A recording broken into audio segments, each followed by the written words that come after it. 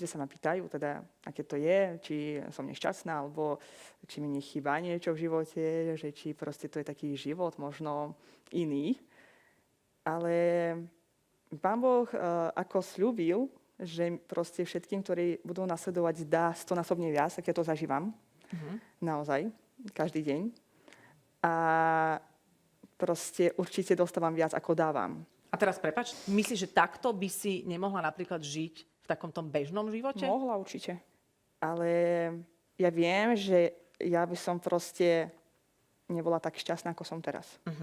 To sú také možno myšlenky, ktoré si povieš, že nikdy tomu nepochopíš, neuveríš, alebo Je to možné, že môžeš to vyvrátiť všetko, čo hovorím, samozrejme. Akože Alebo... v niečom netreba hľadať logiku, že to tak No, vôbec. cítiš, že to je ako keď sa ťa niekto pýta, prečo si vybral tohto partnera fyzického. No ja to... Tiež nevysvetlíš niekedy, ale to veľmi Ja to cítiš. obdivujem to, že keď niekto ide sa sobášiť a ja vám, že ty budeš tým celý život žiť. No.